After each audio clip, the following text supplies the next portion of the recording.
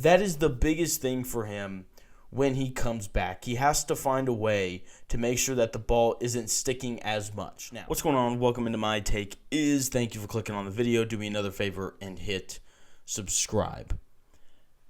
There's this narrative going around right now in the NBA. It's been going on for about a week, and I figured it would subside and I wouldn't see it anymore. But I'm still seeing it, and I find it incredibly annoying. The Magic are not better with Paolo Banchero out of the lineup. If you think the Magic are better without Paolo Banchero, then I just immediately am going to have a really hard time listening to your opinion on basketball, because it's just not true. He's their playoff guy. This is a guy that in 12 playoff games is averaging 28, 8, and 4 while shooting 42% from 3. Bit of an outlier there, to be fair. But this guy's a stud who we've seen show up in the playoffs when teams are like really scheming for you and they're making adjustments from game to game. We've seen him show up in those spots and be awesome. Am I the only one who remembers 3 years ago, Game 7, Paolo Banchero's second year in the league, him and Franz against Cleveland, going up against Donovan Mitchell, one of the best playoff performers in NBA history, and that is not a hyperbolic statement.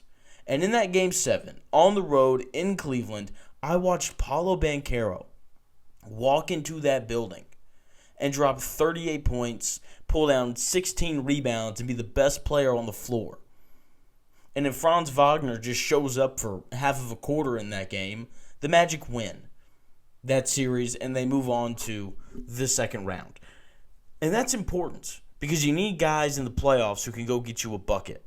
And Paolo Banchero is the kind of guy that when the game slows down and there's 7 seconds left on the shot clock and everybody, all 10 guys on the floor paying attention to who has the ball, Paolo Banchero can go get you a bucket in spite of all of that. And I understand that the Orlando Magic are playing better offensively without him right now. Fully get it. I picked the Magic to come out of the East this year. I really like this team. So the rough start made me nervous. I'm glad that they're winning games without him. But just because they're better without him right now offensively doesn't mean that the Magic are better without him. It just means that Paolo Banchero needs to tweak his game a little bit. And the biggest thing that I've noticed without him on the floor is the ball no longer gets stuck. The ball moves way more. The Magic's offense is significantly more fluid. It just flows. It looks easy. The ball moves around. Whereas when Paolo's on the floor, it seems like every other possession he's catching the ball and he's dribbling the air out of it for 12 seconds and then he's taking like a tough contested mid-range jumper. The ball has to flow more. And with the ball flowing more without Paolo Banchero, it's part of why we've seen better production from Anthony Black. He's able to play in rhythm. So much of basketball is about feel and rhythm. And it's hard to obtain those two things when you touch the ball twice every 5 possessions.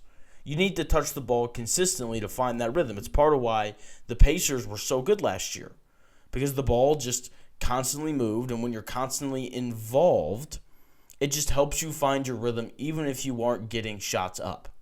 You know, if you're going 20 real life minutes without taking a shot and all of a sudden you're asked to take a shot with an NBA defender closing out on you, good luck, man. You need to have rhythm, and when Paolo Banchero is on the floor, the ball doesn't move enough for everyone to have the rhythm required to shoot the ball better. Like, if you've watched them play in the 4 games since Paolo Banchero's got hurt, the shooting hasn't been amazing, but it's been better. And I believe that part of that is because the ball is just more free-flowing. So that is the biggest thing for him when he comes back. He has to find a way to make sure that the ball isn't sticking as much. Now, he is the best player on the team, and he is a guy who can go and get you a bucket. And there are going to be moments where he needs to create, obviously, not only for himself, but also for his teammates. But that should happen with 7 seconds left on the shot clock after the Magic have already run 2 actions, and neither one of them worked. It shouldn't be everybody clear out for Paolo with 18 seconds left on the shot clock with 7 minutes left to go in the second quarter. That's not when those possessions should be happening. Late shot clock, let him work then, not at the beginning of it. Okay, so when he comes back, he's got to do a better job of moving the ball. The other thing is something that has to continue, not change. There's a new trend from him this year that I think bodes well for the Magic, not only this year but also going forward. He's taking less threes.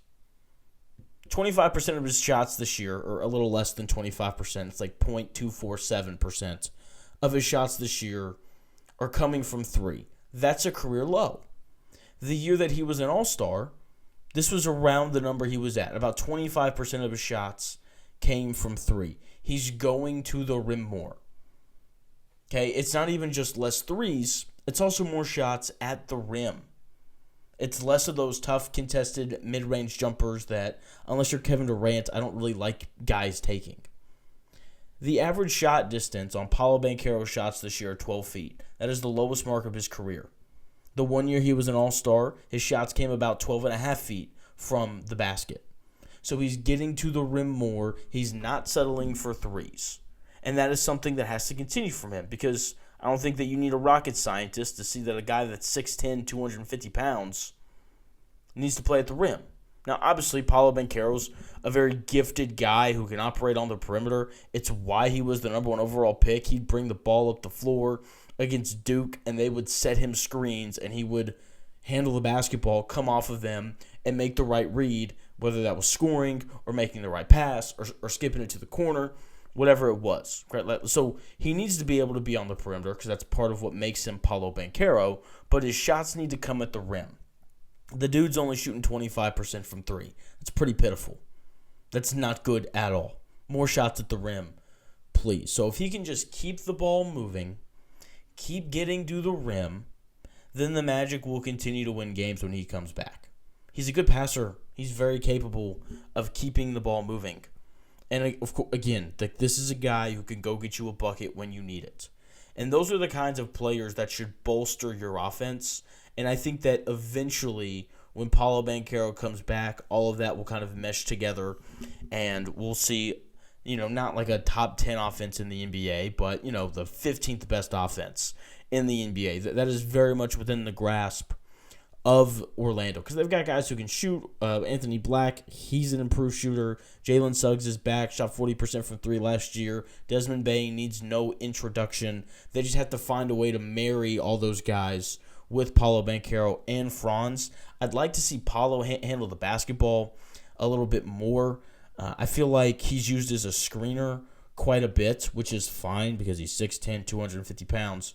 But I do like him coming off of screens set by like Jalen Suggs. I would love to see them run a little bit more inverted screen and roll. I think that would bode very well for them because Paolo Banchero is such a good passer. It's a way to keep him involved in the offense while still allowing him to kind of dictate and make decisions in other ways than just like letting him post up and isolate 14 feet from the basket like he's Carmelo Anthony in 2012. Okay? Not saying that he's that guy, but that style of play shows up from time to time, and that's not a good look for anybody in this era of NBA basketball. So Orlando's going to be fine. When Paolo comes back, they're going to continue to be really good. I have no doubts about it. Do me a favor, subscribe. We got NBA stuff going on all year long. This is coming out Tuesday morning, so Tuesday night. I'm going to have stuff out on the college football playoff as well, and of course, we're going to keep the NFL stuff rolling, so subscribe to My Take Is.